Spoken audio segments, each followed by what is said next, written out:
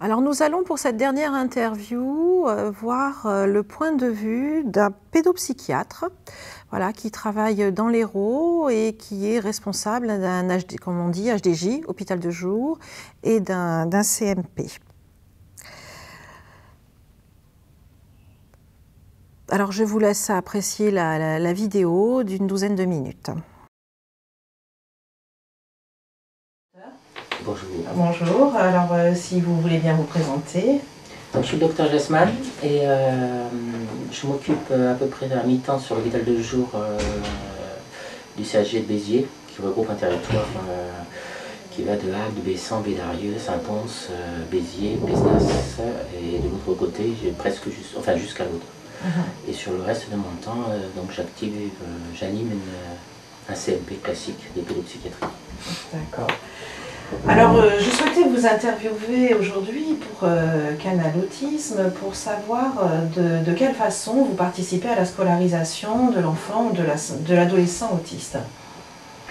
Alors, d'abord, par rapport aux enfants qui sont pris en charge en hôpital de jour, les enfants seront toujours à des temps partiels, plutôt très partiels, avec, tant que faire se peut, une primauté donnée à l'inclusion.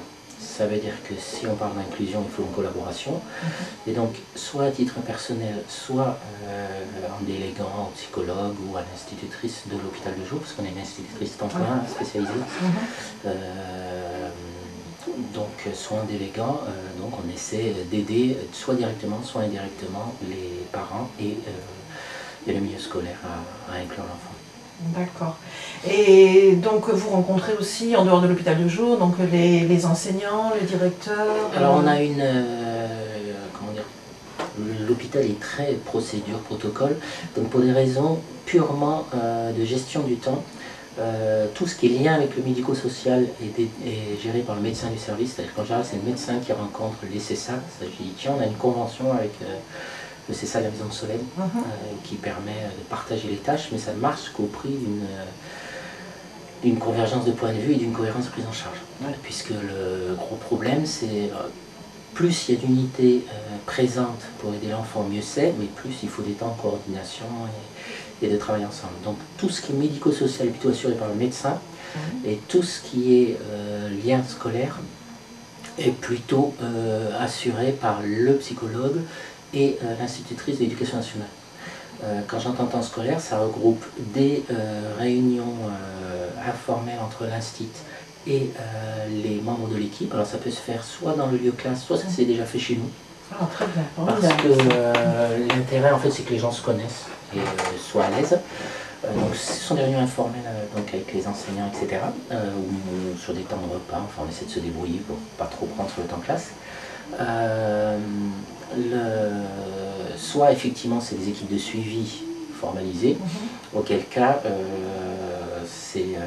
on se déplace toujours le psychologue ou le médecin, plutôt le psychologue je vous l'ai dit, et puis le référent ou l'instit. Sachant que pour des cas particulièrement difficiles, le poids médical aidant, dans ce cas c'est moi qui m'y colle. D'accord. Enfin, c'est le psychologue qui va me dire là il y a une décision importante, on sent que tout le monde n'est pas trop d'accord, il faut y aller, et voilà. Ou alors pour des raisons particulières, historiques, ça m'est arrivé, par exemple, de suivre un enfant et d'être allé à la première réunion, puis la deuxième, et on a pensé que c'était pas lieu de changer pour la troisième. Pour certains enfants, effectivement, je m'y suis collé, de même que les psychologues peuvent faire pareil avec le médico-social. Mais grosso modo, on a partagé les tâches pour une question de temps. Quant aux parents, ils sont vus tous les mois par le médecin de l'hôpital de jour. D'accord. Donc, s'il y a scolarité, forcément, il y a des liens de ce côté-là à créer. L'institutrice, indépendamment de tous ces éléments-là, se rend souvent dans les classes pour discuter avec les professeurs des écoles, pour mettre en place un certain nombre de stratégies. Voilà. Contrairement à d'autres structures, j'ai quand même maintenu le fait qu'elle ait des temps d'école sur place. Vous savez qu'il y a un choix entre les hôpitaux de jour, certains exportent entièrement leurs instituts, qui font que de la liaison. Moi je pense qu'elle est plus crédible si elle se coltine un peu aussi. Tout à fait, elle est aussi sur le terrain, elle est dans la pratique. Parce que les instituts qui sont que sur les conseils, j'ai peur qu'elles sont vite mises en difficulté, parce qu'on lui dit oui mais toi t'en as qu'un, oui mais toi tu... toi tu l'as pas sur le terrain, etc. etc. Oui. Donc là, Donc, elle a les deux côtés. elle a les deux côtés. Oui, donc elle se déplace en général, il faut qu'elle ait eu l'enfant dans sa classe. Très bien. Donc l'enfant en fait est initialement scolarisé. Alors soit il est systématiquement scolarisé avec l'institutrice pendant les périodes d'évaluation. D'accord. Alors c'est exceptionnel que je dise qu'il n'y ait pas besoin d'hôpital de jour d'évaluation, c'est plus parce qu'on n'est pas très doué, qu'on ne sait pas à l'avance quel type d'activité serait bien. Donc on lui propose un panel et 3 semaines après on dit à la famille, bah, effectivement l'hôpital de jour c'est une bonne idée, mais on s'est un peu trompé, il y aura moins de types d'activités, plus d'autres. Et dans cette phase d'évaluation, elle a systématiquement les enfants, au moins 1 heure par semaine. À partir de ce moment-là, au bout de l'évaluation, elle peut les avoir régulièrement tous les semaines. En général, c'est pas plus de 2-3 heures par semaine. C'est vraiment le maximum. Et c'est des petits groupes. 1, 2, 3, 4.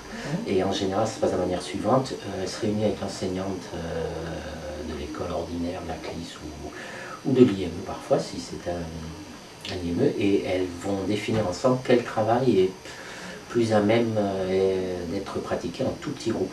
En général, c'est une difficulté particulière. Donc après, elle se déplace, mais il y a des enfants qui ne sont pas suivis du tout par l'enseignante ici et qui sont directement inclus en classe ordinaire ou en classe spécialisée. Il y a beaucoup d'enfants qui ne sont pas vus par l'enseignante chez nous.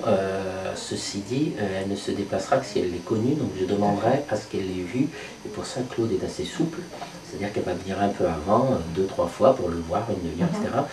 Je pense que, mais ça tout le monde n'est pas d'accord avec moi, je précise, je pense qu'on ne peut pas parler d'un enfant si on ne l'a pas vu. Et quelle aide pouvez-vous apporter alors au niveau de l'école sur la scolarisation et l'inclusion?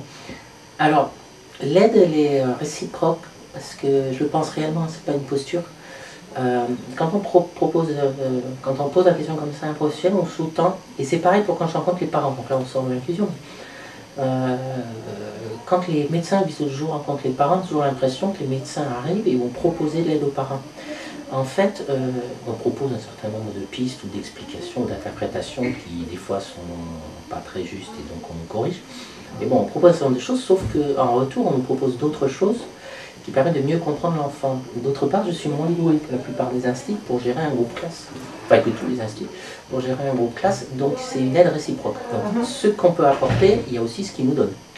Par exemple, on a beaucoup d'enfants, peu de gens savent, qui peuvent se stabiliser très vite à l'école et qui gardent beaucoup de comportements à problème chez nous, comme une soupape de sécurité. Et donc c'est l'école qui va nous dire, bah, chez nous ça se passe bien, etc. Ou qui peuvent nous aider à mieux comprendre l'enfant. Donc je veux bien parler de l'aide qu'on peut apporter, il faut savoir que les autres nous en envoient tout autant. On ne peut pas attendre de tous les enfants la même chose au même moment, et on est obligé de se mettre à leur rythme. Alors, se mettre à leur rythme, ça c'est mon petit truc, je dis toujours se mettre juste un peu plus rapide que leur rythme, sinon ils vont stagner évidemment. Mais comme un peu plus rapide que leur rythme, c'est variable en fonction de tous les enfants. Voilà, donc il y a beaucoup de choses, d'aménagement et puis de dédramatiser. Parce que nous, notre instinct, si elle a un gros souci, elle va voir la psychologue, ou moi elle va dire oh là j'y arrive pas du tout, et puis on va lui dire tu sais, tel professionnel n'y arrive pas non plus, en ce moment il ne doit pas être bien, il faut qu'on voit, ou alors que les instituts sont quand même très seuls. Donc il y a ça aussi, ils sont quand même très seuls. Donc des fois les seuls partenaires c'est le CESAD et nous, parce que ça nous est arrivé de faire une réunion aussi avec le CESAD, nous et l'Institut. D'accord, donc l'enseignant s'il veut il peut vous contacter, vous pouvez le recevoir et discuter avec lui. Le principe de base c'est que l'enseignant de chez nous appelle systématiquement les écoles avant chaque synthèse, ça veut dire au moins 1 fois par trimestre pour un enfant non-né. Après, dans l'autre sens, c'est beaucoup plus fréquent, évidemment, quand il y a des comportements problèmes, ou quand il y a des soucis, ou quand il y a des orientations. Là, ça peut être beaucoup plus fréquent. Bon, j'imagine que les relations entre les différents professionnels, d'après ce que vous me décrivez, sont bonnes quand même. Alors, c'est pas les bisounours, comme je disais, mais je trouve qu'on n'est pas trop mal lotis dans le coin. Après, c'est toujours pareil, c'est très difficile de trouver la place qu'on souhaiterait pour un enfant au bon moment, la bonne place au bon moment. Il y a beaucoup de difficultés. Là où j'ai plus de recul, peut-être des familles qui sont en souffrance, c'est que je sais que c'est pire ailleurs. Alors vous me direz, ça ne les aidera pas beaucoup, mais, parce qu'au moins, pour la plupart des structures, parce que je répète, il y a des structures sanitaires pour lesquelles j'ai plus de problèmes de contact, des structures médico-sociales qui ont du mal à communiquer entre eux, et des écoles avec qui on sait que c'est plus dur. Il y a des écoles qui sont repérées comme pour lesquelles l'inclusion est plus dure. Ceci dit, je trouve qu'on n'est pas trop mal lotis dans le coin, et donc je trouve qu'il y a vraiment, les relations sont plutôt bonnes, voire amicales, ce qui aide beaucoup. Le réseau, il y a beaucoup fait. C'est une idée commune. On s'est toujours battu pour qu'ils soient informels, et c'est vrai que les gens se connaissent de visu, ça aide quand même. Y compris avec les enseignants référents. Le fait de se déplacer, ça aide. Après, il faut être crédible, hein. C'est-à-dire qu'il faut être réactif. Nous, ça nous a obligés à changer un certain nombre de choses sur l'hôpital de Joux. Par exemple, contrairement à ce qui se fait parfois, à pouvoir changer les emplois du temps en cours d'année. Les enfants que vous suivez, les familles que vous suivez, ça fait combien d'années là vous les voyez progresser, continuer leur scolarité? Alors moi je suis arrivé en 2007, donc c'est pas si vieux que ça. Ce qui est le plus dur au niveau du système sanitaire, hein, je pense que c'est un peu pareil dans le médico-social, c'est la rupture entre le nombre d'intervenants et la qualité des intervenants avant 16-18 ans et après. Ça on en parle parce qu'on a des réunions entre psychiatres d'intersecteur et pédopsie. C'est vrai qu'on a beaucoup de travail à faire de nous-mêmes, hein, c'est mea culpa, sur les passages à l'âge adulte et à la grande adolescence. On le voit aussi, les SAMSA ont souvent beaucoup moins de moyens qu'un CESAD. Et donc vous avez je pense à un cas particulier, des adolescents qui ont le CESAD, la visite, le rendez-vous avec le pédopsie, le groupe affirmation de soi ou un groupe de psychodrame analytique, je pense à quelqu'un en particulier. Ils passent à la fac avec le service handicap de la fac et ils m'appellent au secours parce qu'ils ne voient personne. Alors je me renseigne et en fait, 3 mois après, ils attendaient qu'ils aillent le voir. C'est plus du tout le même type de prise en charge. Et là, je m'aperçois qu'on a tous les liens qu'on a tissés transversalement. On n'a pas su les tisser dans le passage à l'âge adulte et c'est vrai que là, il faut qu'on fasse mieux. Au niveau du réseau, on en a parlé, mais il faudra qu'on en reparle ensemble parce que c'est pas une décision d'une personne réseau. C'est vrai qu'il faudra inclure des gens qui sont du début de l'âge adulte qui sont responsables de ce passage. Parce qu'on voit bien qu'il y a des transitions difficiles. S'il y a quelque chose à améliorer dans l'inclusion, c'est d'augmenter les places de CESAD, les écueils accueillantes ou les dispositifs innovants X ou Y. Le gros problème il est là. Pas assez d'aide. Voilà. Écoutez, je vous remercie beaucoup. Non, c'est bon. Alors ici, pour cette interview, ce que je retiendrai d'essentiel, et je pense que vous aussi, c'est cette conclusion qu'a donnée le pédopsychiatre, c'est que l'important, c'est que les gens se connaissent et se rencontrent. C'est pas seulement d'échanger par téléphone ou par mail, mais c'est aussi de se rencontrer du visu, d'avoir des réunions, des échanges, quels qu'ils soient, formels ou informels, hein, il l'a tout à fait bien décliné. Et puis le deuxième point qui apparaît quand même, que je trouve essentiel, c'est que, je vais le citer, hein, il a dit « On ne peut pas parler d'un enfant si on ne l'a pas vu ». Alors ça me paraît essentiel parce qu'effectivement, cet enfant, non seulement il faut aller à sa rencontre, que ce soit à l'école maternelle, mais aussi on ne peut pas dire cet enfant n'est qu'un dossier, un numéro, il faut le rencontrer cet enfant pour pouvoir en parler. Et ça, je pense que le pédopsychiatre l'a vraiment bien pointé en parlant de l'enseignante spécialisée qui est rattachée à l'hôpital de jour et qui intervient en liaison avec les écoles.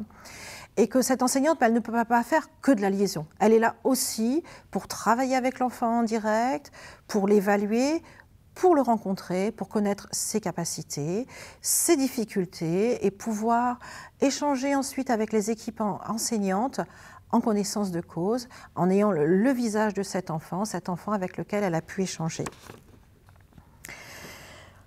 Ensuite, bon, écoutez, je pense qu'on peut aussi relever, même si ça ne sera pas tout à fait le sujet de cette formation, mais en même temps, on peut noter que le pédopsychiatre a parlé de cette rupture qu'il y a au passage à l'âge adulte. Parce que là, on est vraiment dans un plan de formation où on va décliner toute la scolarisation donc, qui a lieu de la petite enfance à la maternelle et qui peut aller jusqu'au lycée.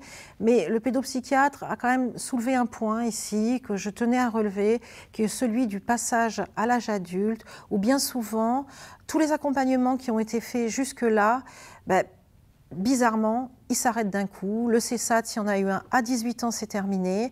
Et que d'un seul coup, il y a quand même quelque chose qui mériterait effectivement d'être travaillé. Le point essentiel, que l'école soit accueillante pour ces enfants.